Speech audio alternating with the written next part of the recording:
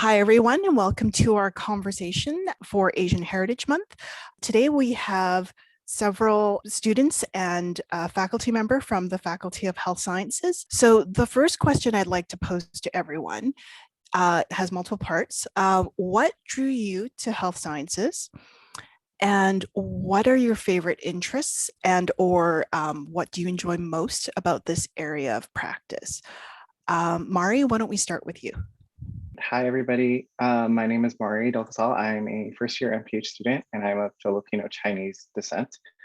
What drew me to health sciences was I knew that it was interdisciplinary, and I did my undergraduate degree at SFU, so I was already familiar with some of the faculty members in health sciences, and so I was really familiar with their work, and I was really gung-ho in starting my MPH program.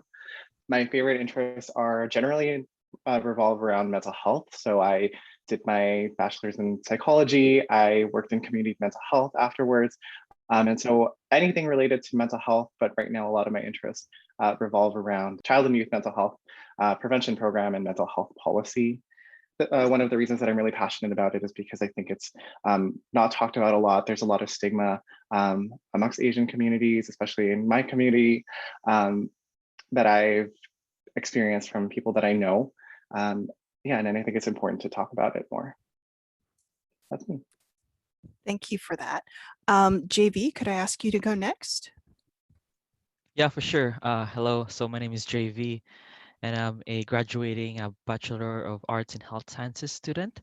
Yeah, what drew me to health sciences is the fact that a lot of the information and the knowledge that we learn from it is something that we can directly translate or talk about with our families and friends.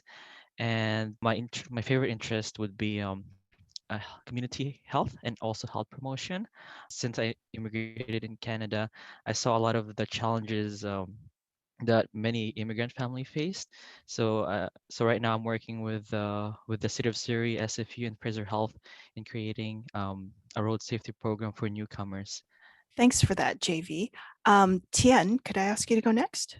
Yeah, thanks so much, Sharon. Hi, everybody. My name is Tian, and I am of Bangladeshi origin, and I'm currently finishing up my first year of the MPH program.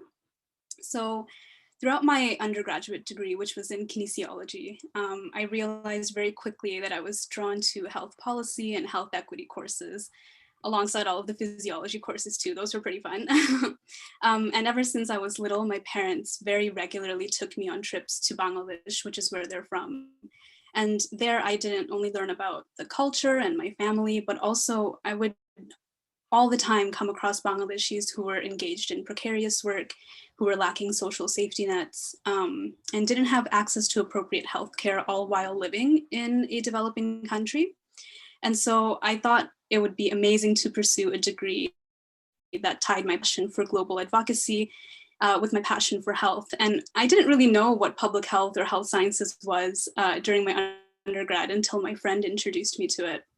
And that's when I realized, wow, this is so interdisciplinary.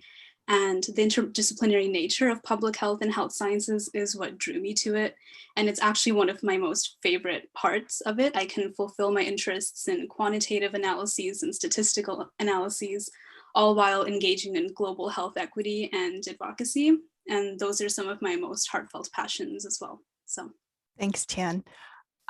Will, could I ask you to go next? Sure. My name is Will. I'm an associate professor, joined FHS last September. And before that, I was a bioinformatician and a senior scientist at BC Center for Disease Control Public Health Lab. And I was there for about 8 years after completing my postdoctoral training. So I was born in Taiwan and of Chinese descent and lived there until I was 14 years old, and my whole family moved to Vancouver. And I've been in and out of Vancouver ever since, moving away for schools and kept coming back here too. And finally, settled down here and have started a family here. So proud to call Vancouver home.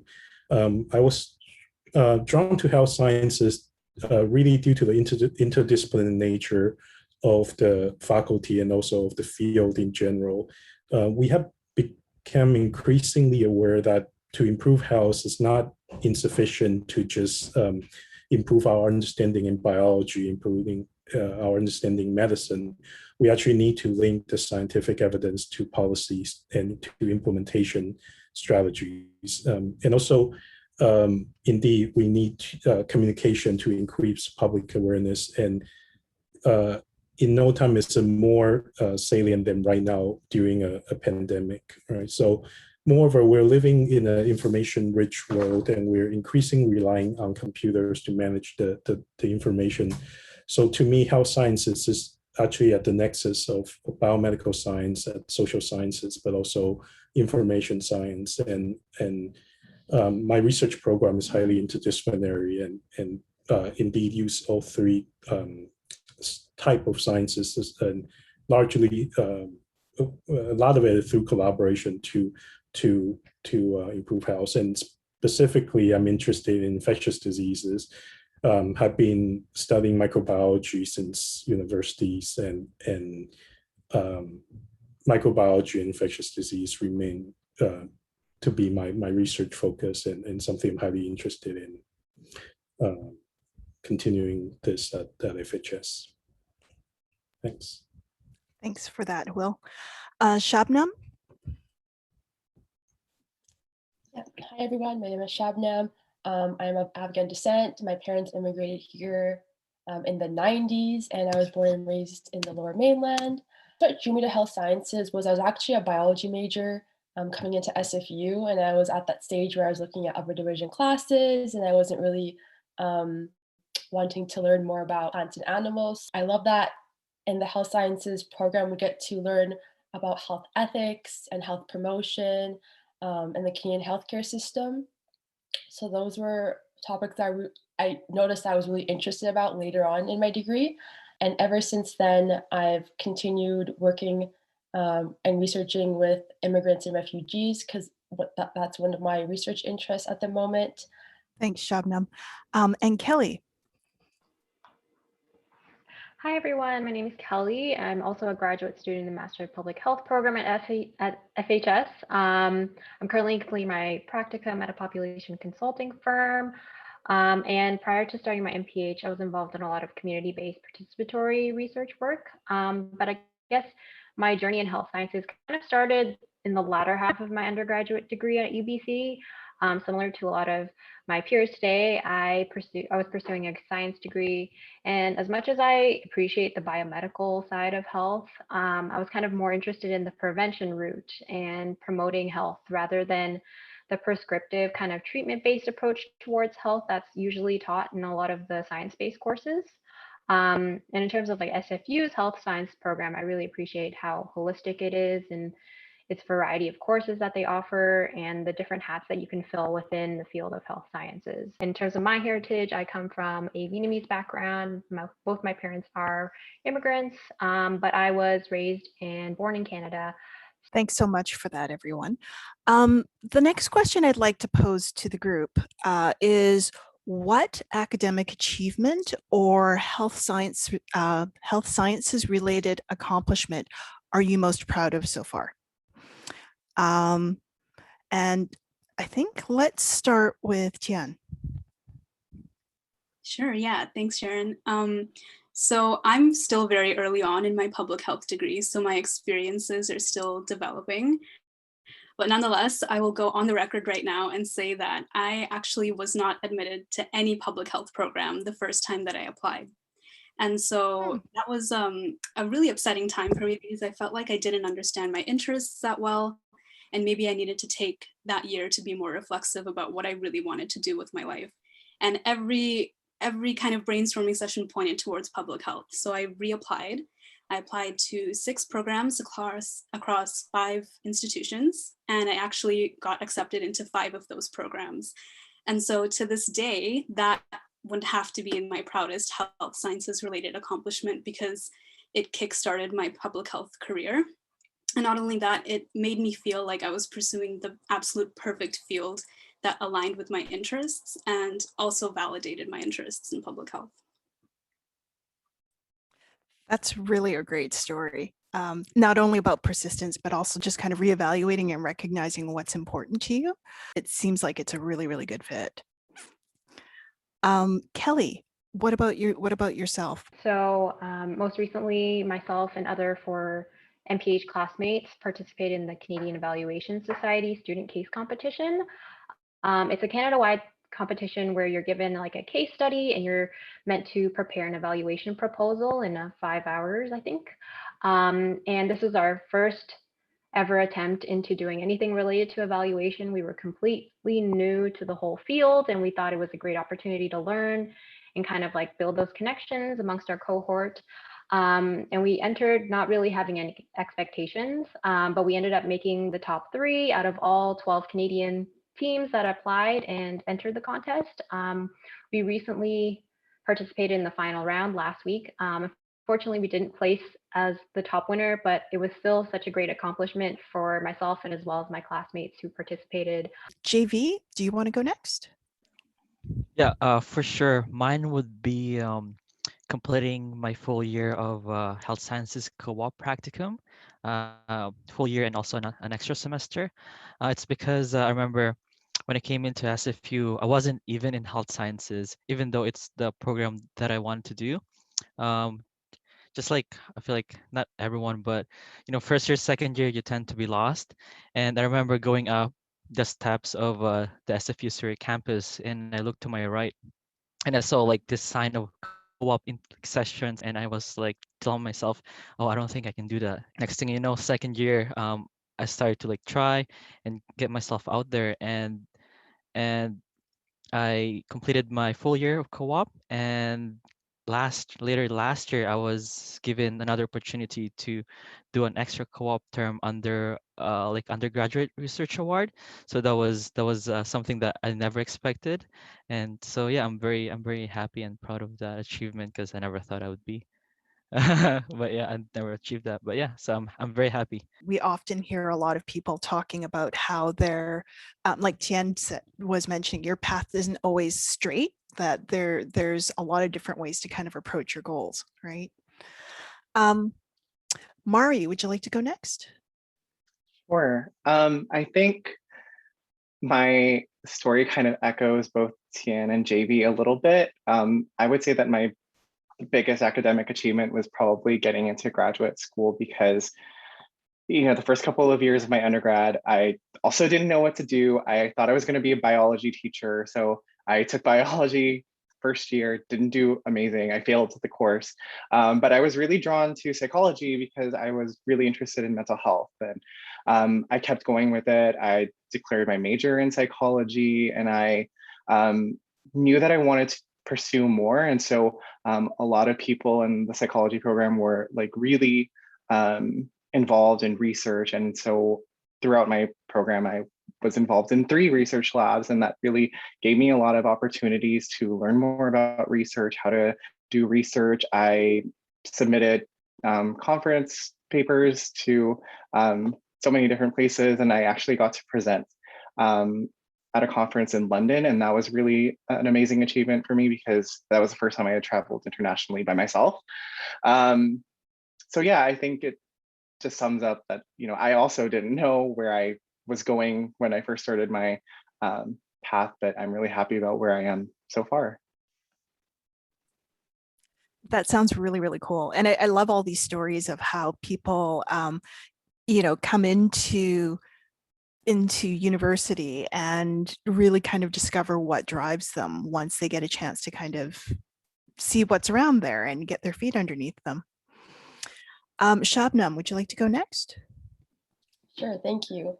I think as Tian mentioned, I'm still very early on in my school career and undergraduate career. I think something that I'm most proud of is I was part of the Student Health Advisory Committee at SFU, and we actually conducted a health equity impact assessment on virtual SFU health and counseling services, which was a big project. Now that we look back on all the data collecting that we did, all the recommendations we created, the report that we created, it took a lot of work from all 6 of us.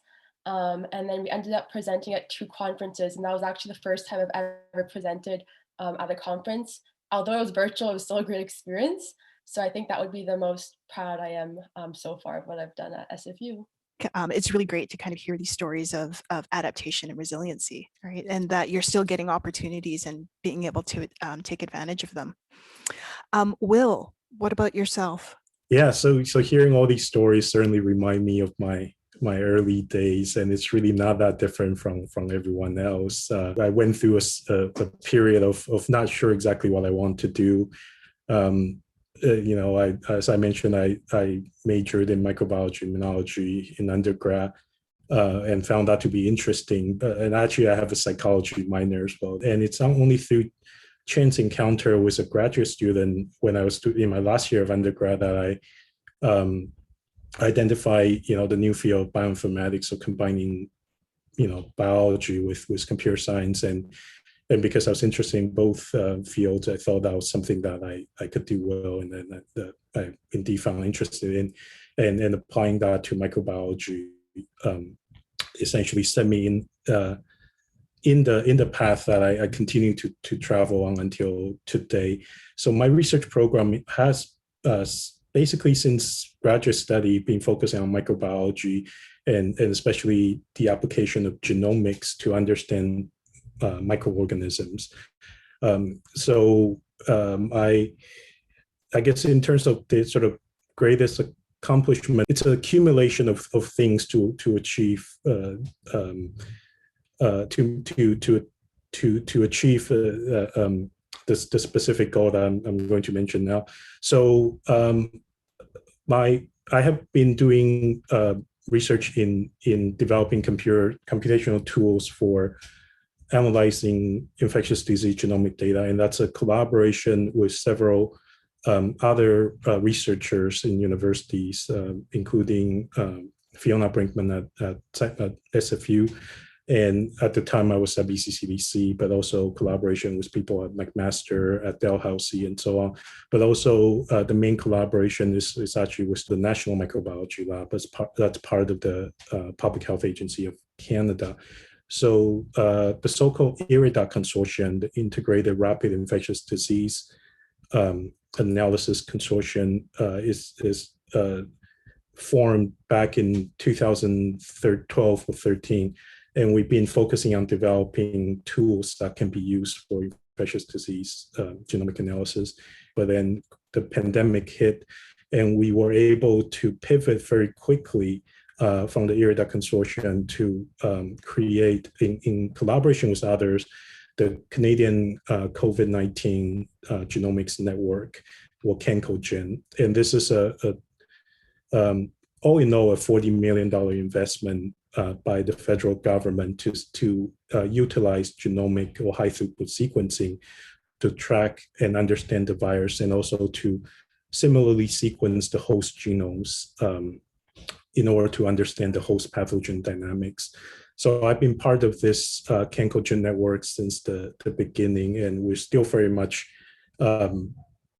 busy trying to use genomics to track the variant of concerns, to apply it to understand how the virus is evolving, to understand how it's escaping from the immunity, and provide the basic data. And indeed, I will consider the genomic sequence now a basic building block to the overall understanding of the virus through other laboratory approaches, including immunologies, including the use of serologies and the use of other type of molecular techniques to understand the virus. And related to that is the sharing of such information rapidly and also effectively and fairly as well. I wouldn't call CanCoGen my greatest academic achievement to date, but I sort of want to maybe put it as a sort of how I get to that point through a series of different opportunities and different collaborations. Thanks.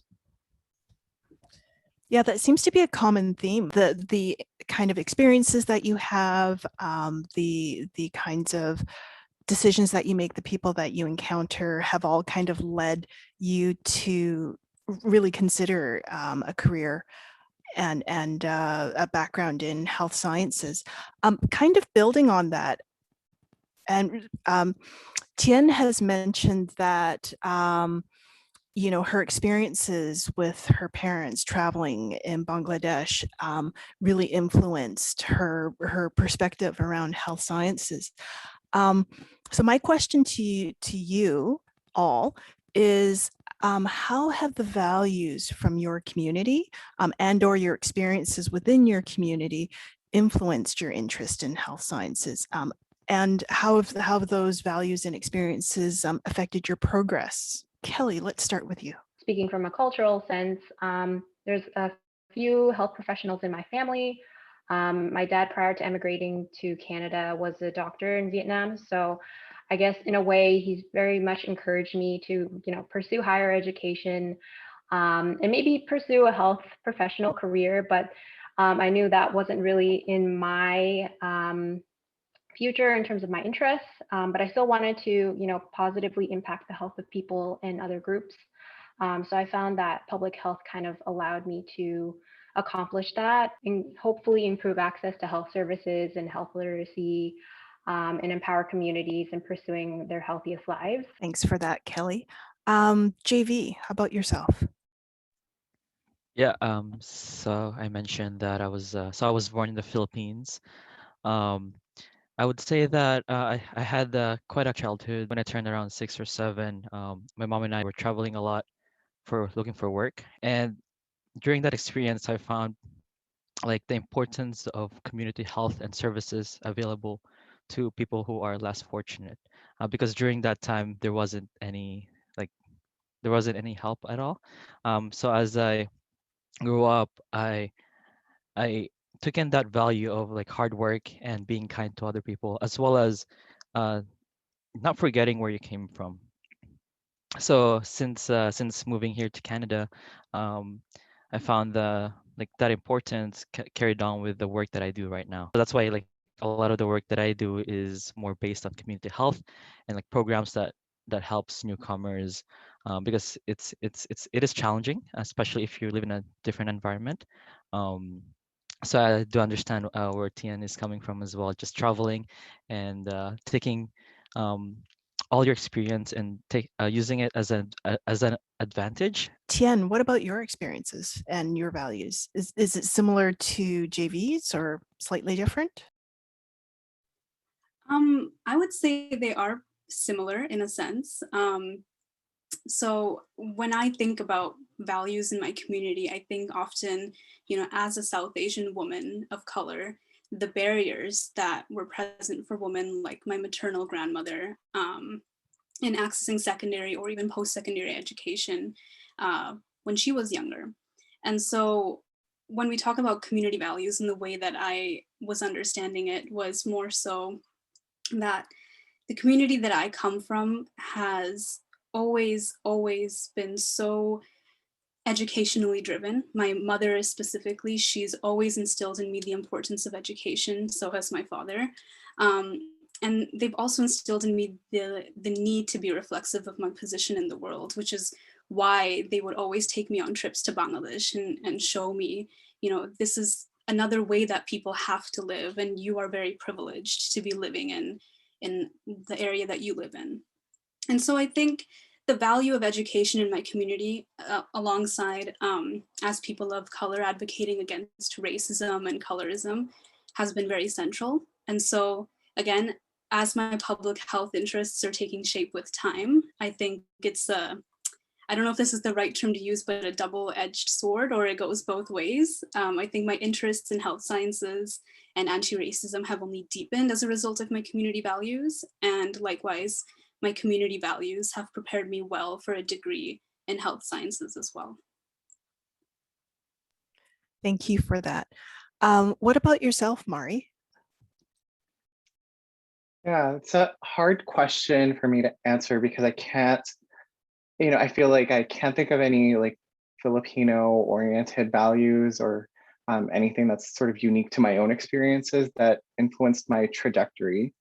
What I think sort of motivates me, trying to look at what are some of those barriers that people are facing when they try to access mental health care. And that's sort of something that I notice a lot from my own community, is that there's a lot of stigma and shame that comes from talking about mental health, or going to see a therapist or a counselor or anything like that. And I hear from some of my friends who have lived longer in the Philippines, or my family members, there's a lot of the idea that it's not something that's serious. It's often told that you should just suck up, or that there's more pressing problems than mental health that's more urgent to be focused on. It's a major health disparity because there's a lot of people who need access to mental health care, and if one of those barriers is something that can be alleviated, then that's something that I was really motivated to focus on in some of my work. That motivates me is to sort of reduce the barriers and stigma that exist in some of the communities that I belong to as well. I feel that you're standing up for it and showing people within your different communities, like, look, there's a different way to look at this issue, and there's perhaps a more compassionate way to approach this issue. Will, what about yourself? Yeah, so as someone who has lived long enough in an Asian country to remember what it's like living in an Asian country, and compare and contrast that with Western values, I do feel that at least in North America, there's more emphasis on individual contribution and individualism. And indeed, often undue emphasis is put on the lone scientist, or the scientist that's featured in interviews or in a report, rather than looking at the team that contribute to that effort holistically. In Asia, generally speaking, the team effort is recognized more than here. And I do find that to be something that I kind of have to learn from, and understand that there's cultural difference and different emphasis on individual efforts versus team efforts, and really for myself making an effort to actually correct that bias of individual efforts overshadowing the team efforts. And I think that influenced how I run my research group, that influenced how I interact with collaborators. A lot of my work indeed is much emphasis on collaboration rather than on individual efforts. I was able to therefore involved in several large studies and large efforts, consortiums and so on, and bring people together, as opposed to trying to wall off competitions or create competitions unnecessarily. And I think that does help in terms of improving the progress, especially infectious disease, where the speed of how these viruses are changing, the speed of and the number of different pathogens out there, it's not a single group effort can address all these. One example is HIV. A lot of efforts being put into this particular disease, and as a result that there's a lot of other diseases that are being neglected. And the competition created in chasing after one disease or one cure may not be the best ways to use the limited resources that we have against infectious diseases. Being able to see it from two different cultures does help me to understand the cultural sensitivity needed in order to work in a collaborative environment. The positionality of where you are really does impact how you actually frame a lot of research questions and your approach to solutions. Shabnam, what about yourself? I guess growing up from like family, friends, and just family in general, I saw lots of health-related issues with those people, and more so cardiovascular issues like lots of diabetes, high blood pressure, just cardiovascular diseases in general, in the Afghan community as well as in my family. So that has definitely influenced my interest in health sciences and looking at health in an upstream way, upstream prevention, the social determinants of health. And also, I think someone mentioned their parents being a doctor back in their home country. So my mom was also a pediatrician back in Afghanistan. And so that's also influenced me a lot, just hearing her stories. Unfortunately, she doesn't have many pictures, but the ones that she does are amazing to look back at. So my next question is more around how has the pandemic altered your view of the importance of your voice and your role in public health or population health? Tian, let's start with you. Yeah, thanks, Sharon. This is a really interesting question, actually. So much like Mari and Kelly, we all began our MPH in the middle of a pandemic, which is probably the best time to be studying public health. You're living in a pandemic as you're learning about it as well. And so when I started my MPH, I knew public health was important, and I knew there were so many things you could do with a public health degree. But I think the pandemic incredibly amplified any of those understandings. This pandemic, it's made me realize that public health professionals and public health students and those in health sciences have a great ability to mobilize knowledge. And I think this pandemic has definitely made me appreciate more of the work that public health professionals do. And if anything, it's made me feel like my voice to a certain extent is more empowered. And it's also made me realize how interconnected and interdependent pandemic-related and public health emergency decisions tend to be. And so just overall, I'm honored to be a part of this public health sphere now. Thanks. Thank you. JV, what about yourself? So for my voice, I would say I feel that it is even more important with during this pandemic, especially with all the Asian hate that came about. So I found that like us like taking the initiative and doing something for the community despite what is happening around the world really shows that we care, and the importance of the collaboration together with the Asian hate. Again, it's when I go to work, you see that a lot of the people that work at vaccine sites are people of Asian descent, and yet we're the ones who are getting a lot of it. So I found that interesting. So I find that perseverance and just really like working together and will help us get through it. Thanks for those encouraging words, JV. Kelly, how about yourself? I think if anything, the pandemic's really strengthened the voice of public health professionals. We've definitely seen this more increased awareness towards the field of public health, which is great because I think prior to COVID, many of us had to explain what public health kind of entailed. And there's like two sides of it. Although we get this increased awareness, I think there's a lot of public health issues that have been brought to light as a result of the pandemic. But I think that there are more opportunities for public health professionals, new and current, and address some of these problems that might have been pushed aside if it weren't for COVID. Seeing, I guess, Dr. Bonnie Henry and Teresa Tam kind of be the front-facing voices was really empowering for me, seeing as they're both women, and Dr. Teresa Tam being an Asian Canadian was really inspiring for me, being a woman of Asian heritage in Canada. And like JB mentioned, we've also seen a lot of the stigmatizing narrative against Asians as a result of the pandemic. So I feel like it's been very frustrating for me and tough to deal with emotionally and mentally, but in a way I'm trying to power that through and kind of use that to encourage me to use my skills and knowledge and foster the connections that I have right now in the public health program to kind of like highlight our strengths and voices, and was really one of the encouraging reasons of why I wanted to participate in the conversation today. Thank you for being so honest in terms of how both inspiring and difficult this entire time has been for yourself and for the people around you. Shabnam, what's your experience been like within the pandemic? Like many of us have mentioned, I feel like health sciences and public health are now in the forefront of people's minds now.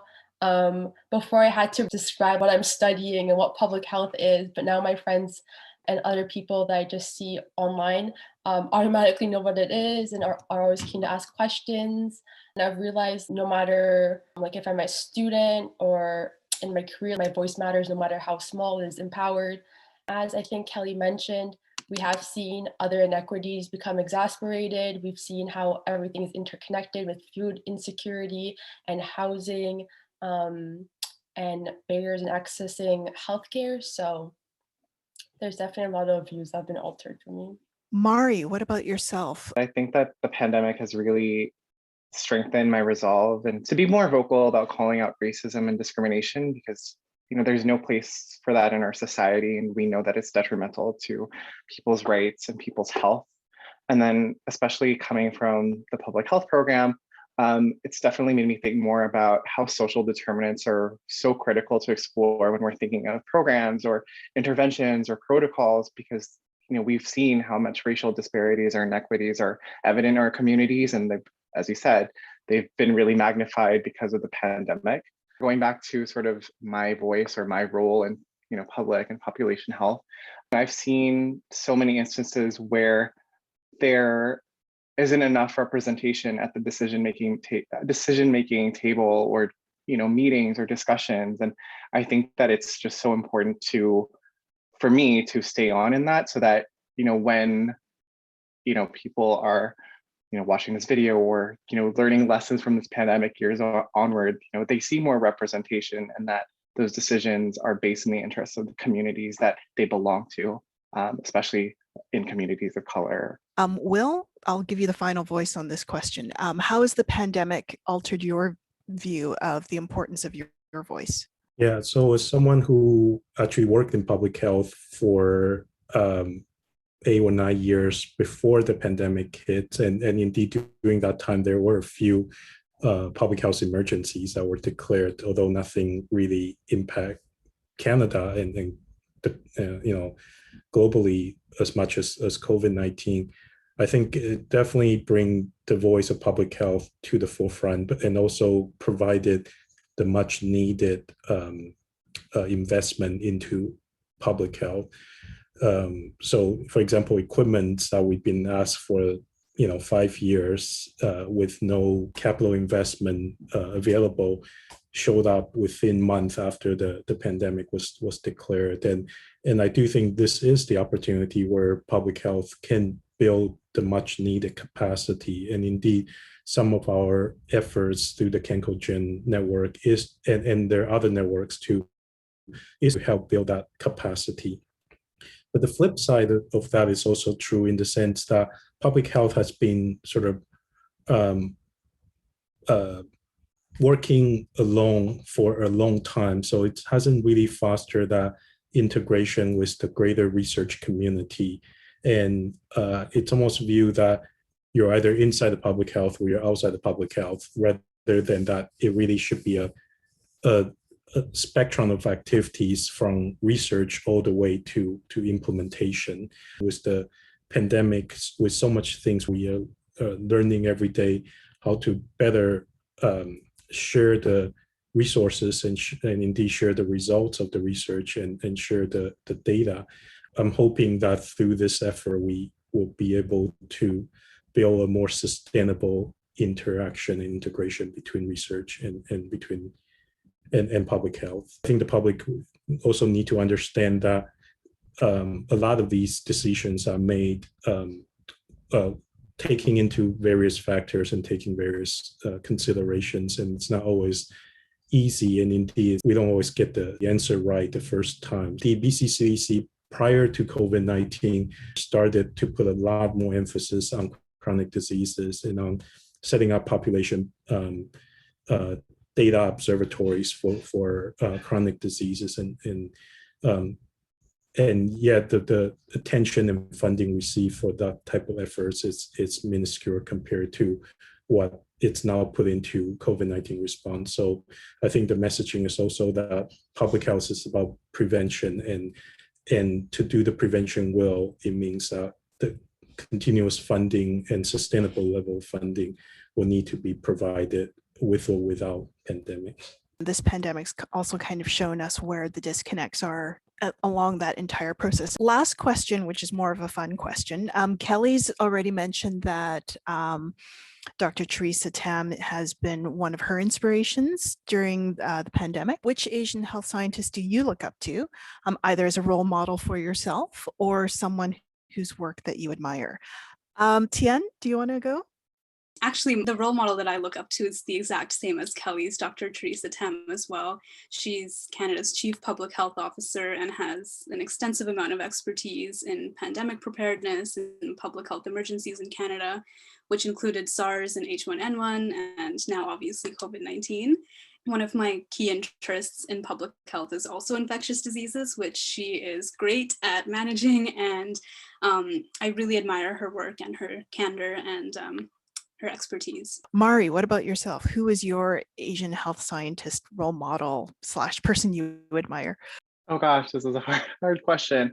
Well, I would like to say my mom, because my mom was a doctor in the Philippines. She was an OBGYN and practiced there. Shabnam, what about yourself? I think like some people mentioned, obviously Dr. Teresa Tam, but I think I'll also go with my mom as well.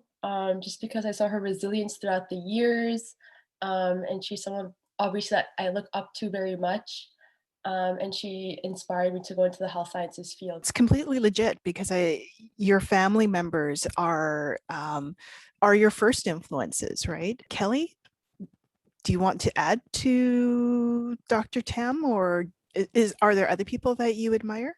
Yeah, for sure. I really want to bring to light my past PI, Dr. Shazan Ahmed. She's a pediatric endocrinologist at BC Children's, as well as an associate professor at UBC. Although her primary work is in the hospital doing outpatient work, she does a lot of research on the side in prevention work in terms of type 2 diabetes for children.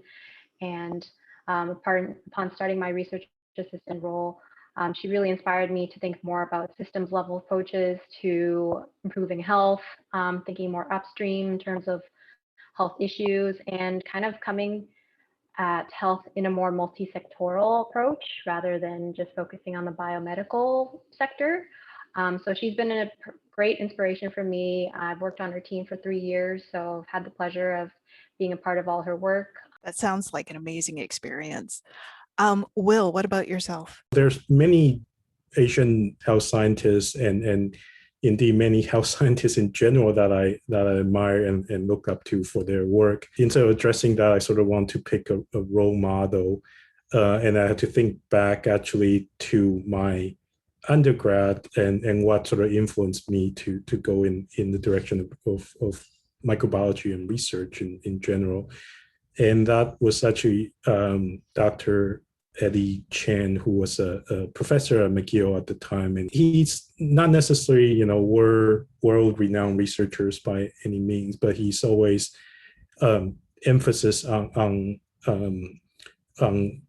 being a good teacher and always made his lecture materials, interesting and relevant and always accessible to the students. And he's always, warm and friendly to the students and very unassuming as well, and really just care about the students in general and never sort of look down to students. And I really, even though I, didn't work in his lab and I didn't really have much interaction with him beyond, I was in student society, so I had some interaction with him there, and I was just in his lectures and so on. When I think back, he actually left a greater impression on me than many other professors in my undergrad, just because his sort of unassuming and good-heartedness towards students. So that's someone I sort of use as a role model in terms of trying to be like that and trying to care about not just about research and not just about output, but actually the well-beings of people in my group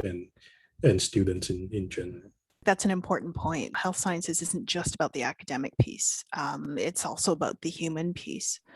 JV, do you have someone? Can it be someone who did a lot for the Asian community or like the BIPOC? My supervisor, Paula Ardiles.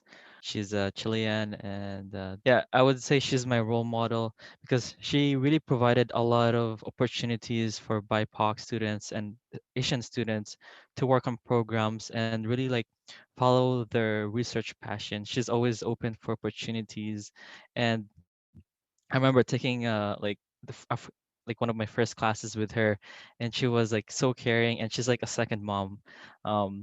to this day, she continues to be a role model in terms of showing the importance of equity and health promotion, as well as including the lived experience of people that we work with, the importance of creating a solution, not for the people, but with the people. So I would say she is my role model. And yeah. Paula is great. She brings a lot of passion and compassion to her work. That brings us to the end of this conversation. I want to thank all of you for not only taking the time to have this conversation, but for being so open and honest, and for being very thoughtful about your answers.